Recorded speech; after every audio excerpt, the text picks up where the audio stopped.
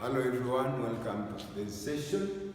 Please don't forget to subscribe and follow for new videos. Okay, now let us look at how vectors move. Let us look at the movements in vectors. Now we've seen that vectors are defined by the size and the direction. But what if we need to describe something in vector form and we cannot describe it?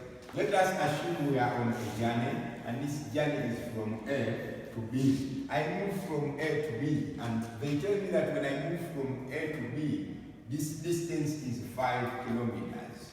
This is if I move from A to B, the distance is given as 5 kilometers. This is if I move from A going to B. What if this time I don't move from A going to B and I'm stuck at B, but I want to go back at A? How would I describe that movement under vectors? That movement, this time it is B going to A. It is not A going to B. Since we are opposing the initial movement, we are going to have the same distance, but this time we shall describe it to be a negative value. So we shall look at it given a negative to describe the change or the way we oppose the initial movement.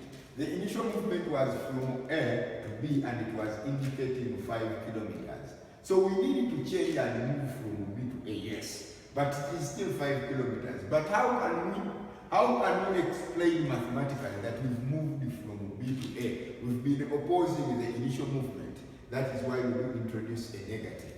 And when we introduce a negative, we are looking at opposing the initial movement. So from there, let us come back to our mathematical grid, where we have the axis, this being the x axis, this being our y axis, this being the origin, because coordinates have got an origin, that point is 0, 0. So let us assume there is this moving point, and this goes up to point A, and it moves like that. And this also moves from here, and it comes to point B here. It comes to point B here. Let us assume those are movements. So this is from the origin. Point A from the origin, this is its distance, and then point B from the origin, that is also its distance.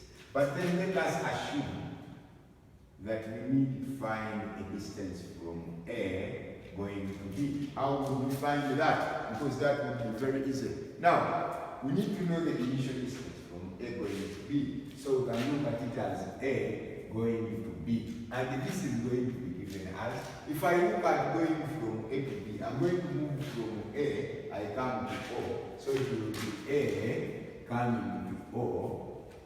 Then from there I will move from O going to B. So it will add on O going to B. But if we look at this, it was a movement as O to A, but this time it is opposite, it is A to O. What does this mean?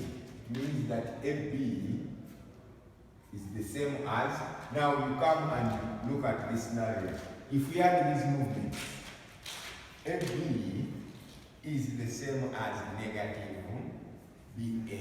Why do we introduce this? Let us come back here. We say the AB is 5 kilometers, not so? So this is 5 kilometers. It's equivalent to negative, there is a negative. But we say the BA is also negative, it's negative 5 kilometers. So negative 5 kilometers. So we shall end up having the positive and it will be 5 kilometers being 5 kilometers. What this gives us a conclusion that when we have anything being opposed, they are equivalent to the negative form of it. So this means that AO is the same as negative OA because it is opposite motion plus OB, and so AB is going to be OB minus OA. Now this gives us a conclusion. Now we are going to be looking at the different movements here. So if AB is equal to OB minus OA, this means that this gives us a conclusion that PQ must also equal to OQ minus OP, then LM will also be equivalent to OM minus OL. Now these are forms of movement. We understand these, and this is how vectors move. This is how we analyze vectors moving in this dimension. Okay. Then from there we can continue and look at examples which can be made given that OB is 2, -4. OA is 3, 2. Find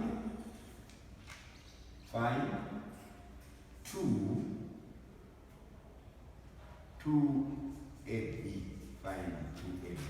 So there is find 2AB, and AB itself is a vector, the 2 is a scalar. So before we find 2AB, we need first find AB. And AB is OB minus OA. So AB is going to be, our OB is a 2, -4, then minus our OA, which is the 3 and the 2. So my AB is going to be 2 minus 3, which is -1, minus 4 minus 2, which is -4 minus 2. So my AB is going to be -1 and -6. So that is the value of AB. But I'm not being told to find AB, I'm being told to find 2AB, which is the scalar as we've seen, and it will be 2 multiplying -1, -6, to give us the value as -2, -12. So that is the value of 2AB.